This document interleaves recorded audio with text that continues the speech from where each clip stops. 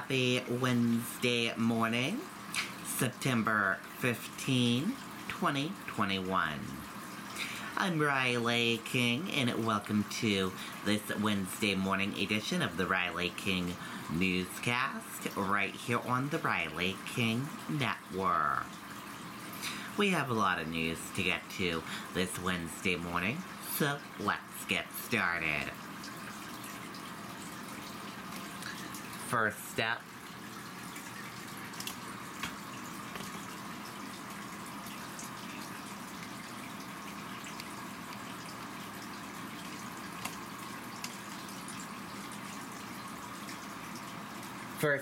COVID-19 cases rising across all age groups in New Hampshire. 27% of new cases in people under 18. Let's take a listen to that video from WMUR News 9. Whoa, this is big. The Powerball jackpot is so big you can see it from space. So big it's bursting at the seams. It's so big that jackpot hit the jackpot. Buy your tickets today online at NHLottery.com or in stores.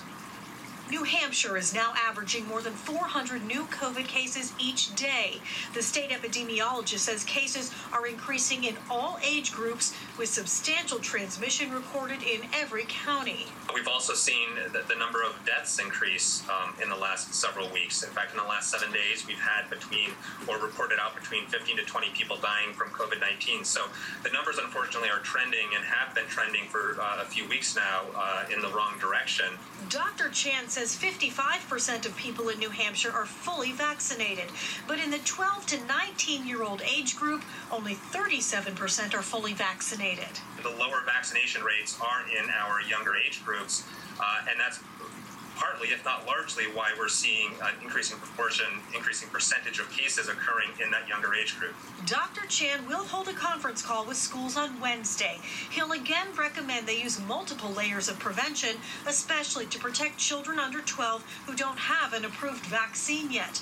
That includes face masks, physical distancing, maximizing ventilation in classrooms, and keeping symptomatic students and staff home while tested.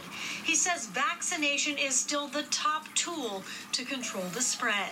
The vast majority of hospitalizations that we're seeing are in unvaccinated individuals. Dr. Chan says since January, only about 3% of infections in the state are in fully vaccinated people, and those breakthrough cases have a low hospitalization rate. Live in the studio tonight, Jean Mackin, WMUR News 9. Okay, and there you go on that video and that report.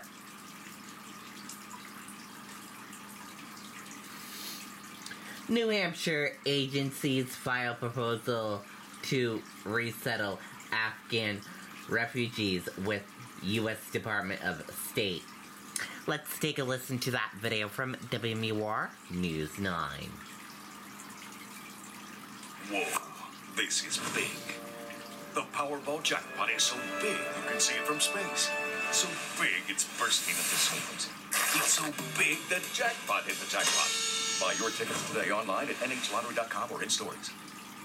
Important thing for us to do now is to figure out how we can work together to address those people who still need to be evacuated from Afghanistan. During Tuesday's Senate Foreign Relations Committee hearing, Senator Jeanne Shaheen called on her congressional colleagues and Secretary of State Antony Blinken to provide a path forward for Americans still in Afghanistan and Afghan allies after U.S. troops were pulled out last month. We're in constant contact with American citizens still in Afghanistan who've told us they wish to leave. We will continue to help Americans and Afghans, to whom we have a special commitment, depart Afghanistan if they choose. New Hampshire is preparing to welcome refugees already evacuated. We've agreed to take and receive 50 evacuees from Afghanistan. Jeff Thielman is the president and CEO of the Manchester-based International Institute of New England, one of two New Hampshire agencies that have submitted proposals to the U.S. Department of State to resettle Afghan refugees. We're all going to work together to provide people with the basic needs: food, clothing, shelter. The agency will also work to help refugees with long-term needs, such as education and employment. There's going to be people who have worked closely with the United States government. There'll be journalists in the mix. There will be people who work for non-governmental organizations. And the other agency involved in this resettlement process is Accentria Care Alliance up in Concord. It has proposed resettling 100 Afghan refugees. Reporting live in Manchester tonight, I'm Tim Callery, WMUR News. Okay, and there you go on that video and that report.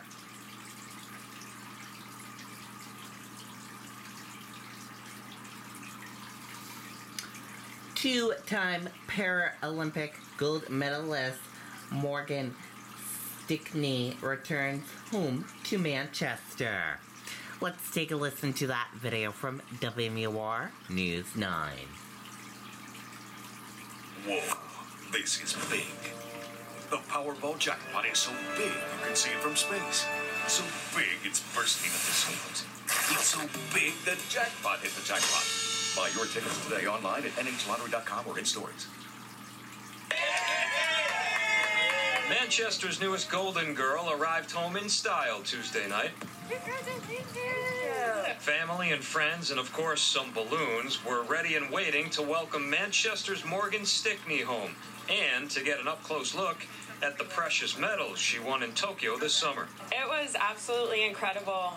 It was just so cool to be able to experience Japan and then to see some of the best athletes from all over the world. So it was just a really cool experience. The 24-year-old won swimming gold at the Paralympics in Japan. She was part of the USA's 4x100 medley relay win, and she also won an individual gold in the 400-meter freestyle. It was really, really special.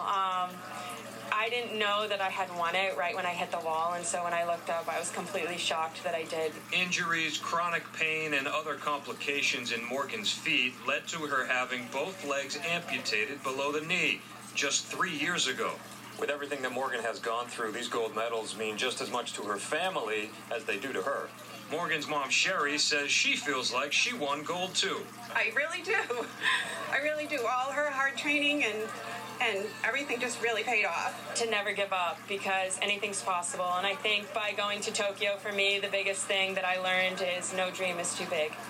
And so always dream big. In Manchester, Jason King, WMUR News 9. Okay, and there you go on that video and that report.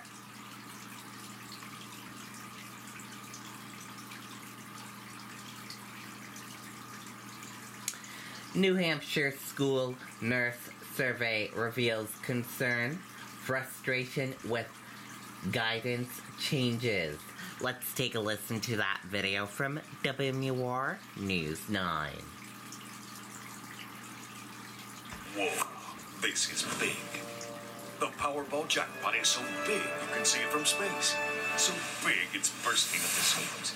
It's so big the jackpot hit the jackpot. Buy your tickets today online at NHLottery.com or in stores. The School Nurses Association surveying its members to see how the start of the school year has been. Among nearly 200 responses, school nurses are getting a lot of flack from parents, getting called out on Facebook. We're being made to look like the bad guys because the state isn't coming down hard enough. School nurses are starting to get discouraged. There was a point in time when school nurses were lauded as the heroes in the pandemic and they were going to lead the way out. And we've now deteriorating to the point that they're having many contentious conversations with parents. Another nurse saying this year is more frustrating than last year. We have more positives and not all cases are showing up on the dashboard. We are not masked all of the time. I sense a high level of anxiety amongst the nurses.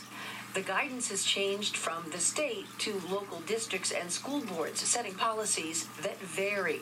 About half in the survey without mask mandates, even though the state recommends them with the substantial transmission we're seeing. They are going by the fact that last year we did not see transmission within the school setting. She says that was without Delta and with masks and in-school close contact tracing not mandated now. So that is raising the bar for this variant to take hold and to spread even further.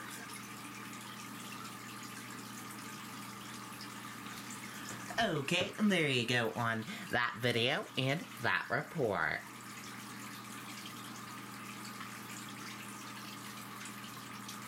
5 additional COVID-19 related deaths announced in New Hampshire as cases continue to rise.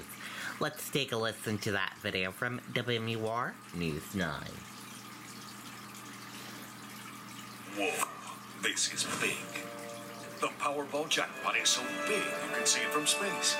So big it's bursting at the seams. It's so big the jackpot hit the jackpot. Buy your tickets today online at nhlottery.com or in stores. Good evening, I'm Jamie Staten, in tonight for Tom Griffith. And I'm Jean Mackin. New numbers just into our newsroom show more fluctuations in some key statistics. 141 people in the hospital with COVID-19. That is 13 fewer than yesterday. But there are 4 new deaths this week, and a 5th death from June just confirmed to be COVID-related. Active cases are up again to more than 3,500. Okay, and there you go on that video and that report. And that does it for this morning edition of the Riley King Newscast right here on the Riley King Network. I hope you all have a great rest of your day, and I'll see you back here later on today for another newscast. Thank you for tuning in for this morning edition of the Riley King Newscast. Goodbye, everyone.